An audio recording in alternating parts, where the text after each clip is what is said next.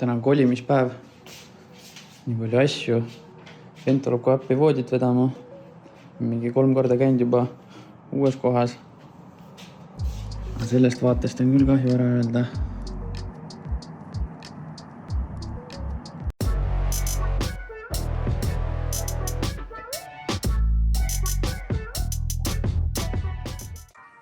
No, hakkab looma.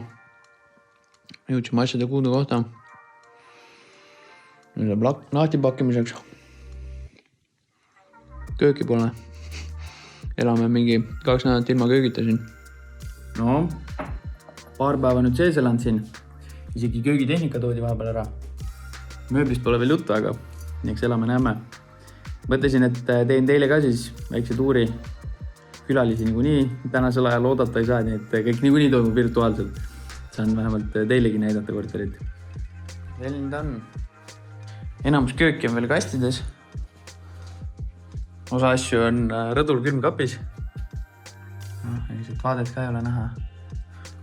Mingi meri kuskil on. Telekaalust meil ka veel ei ole. Telekas on kasti peal. Siin esik. Garderob. Sunroom.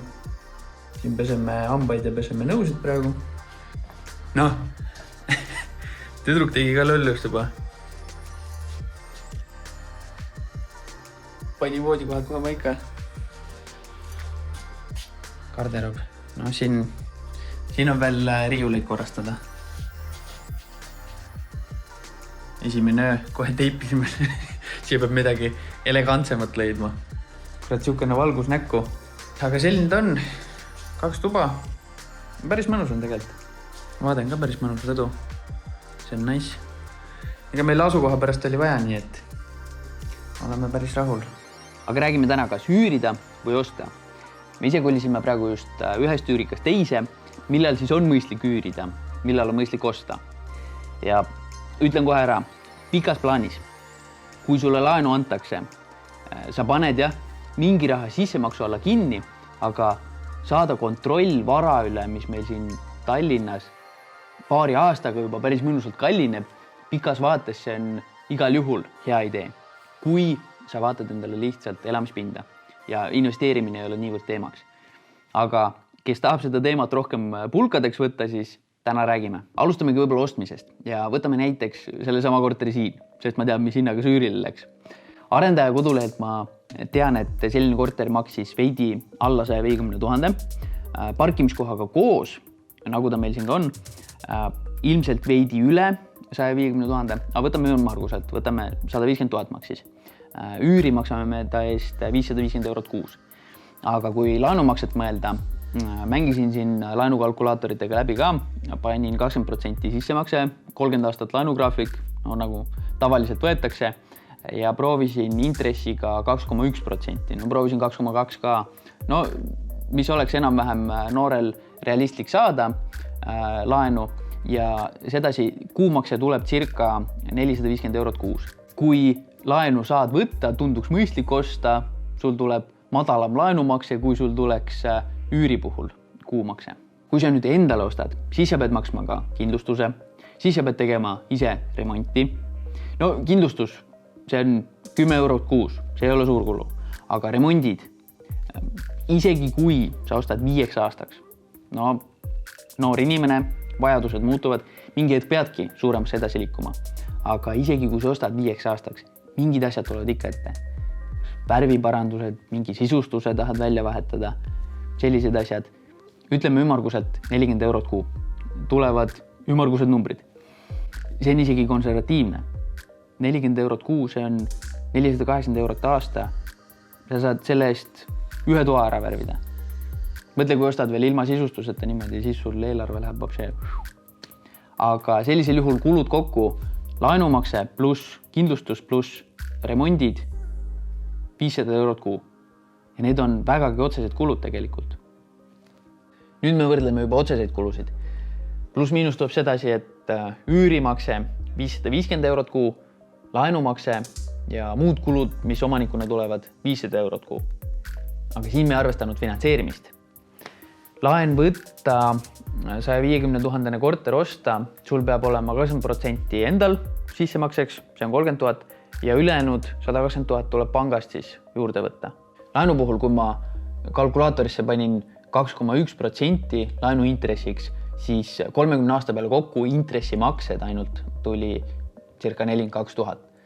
Annuiteetgraafikut, kui vaadata, siis esimesed 5 aastat stabiilselt oli intressimakse 200 € kuus. Aga seda me ei pea kuskile juurde liitma, see on laenumakses juba sees.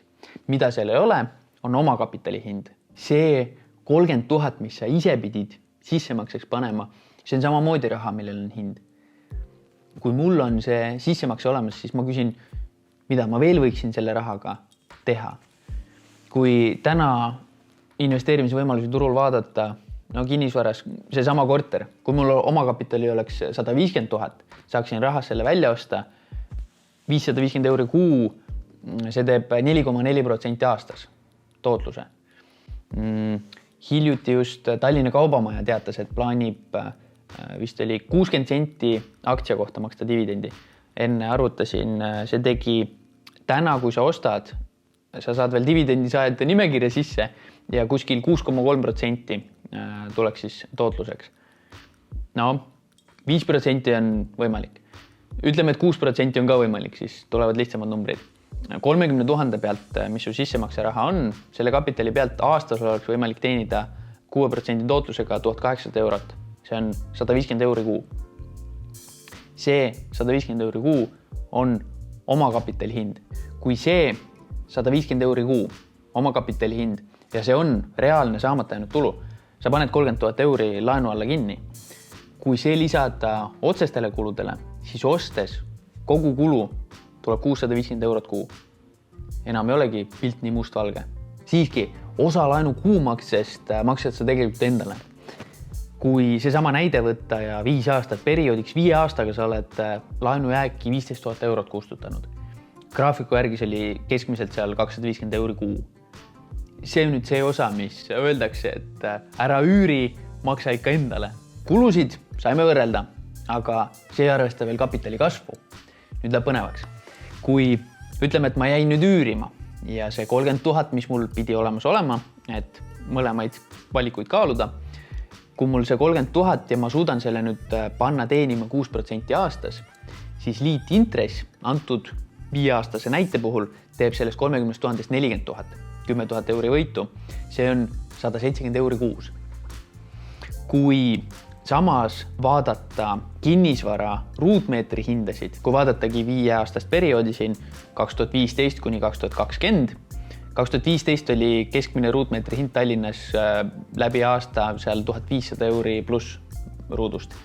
2020 aastal oli keskmine ruutmeetri hind Tallinnas stabiilselt üle 2000 € ruutmeeter. See on 33% kasvu.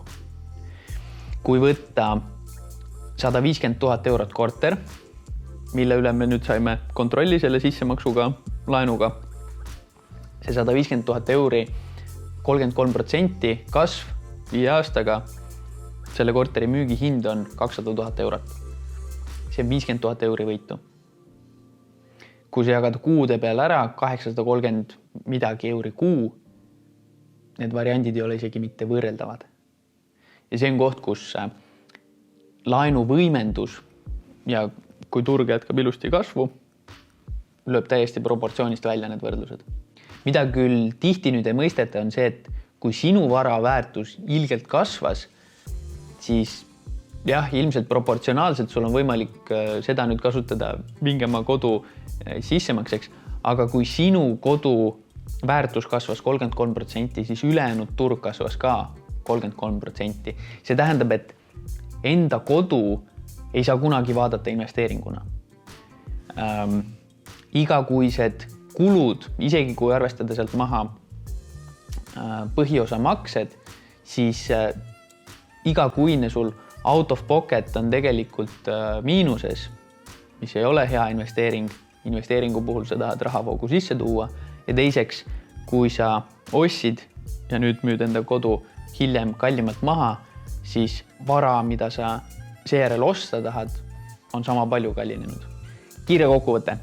kui sa plaanid endale kodu osta või üürida ja sul ostmiseks võimalus on, muidugi osta. See on igati mõistlik. Kui sa mõtled, kuidas enda raha kõige paremini tööle panna, siis siin pilt nii selge pole. Siin oleks mõnusam omada varasid, mis rahavoogu sisse toovad. Samas tahaks enda kodu ka omada. Kui sulle nüüd panklaenu ei anna, sellepärast, et sa oled ettevõtja ja maksad endale minimalkat, kogu enda raha ei taha ka ilma võimenduseta kodu alla kinni panna, siis sa üüridki. Aga enamasti olukord on tunduvalt lihtsam, nii et kui sul võimalus on ja veel ostnud ei ole, kindlasti tee seda, saad turukasvust ka osa. Kõik, kes tänase osa lõpuni vastu pidasid, kindlasti võid ennast õlale patsutada. Kliki mulle ka subscribe. Näeme järgmisel korral. Tšau!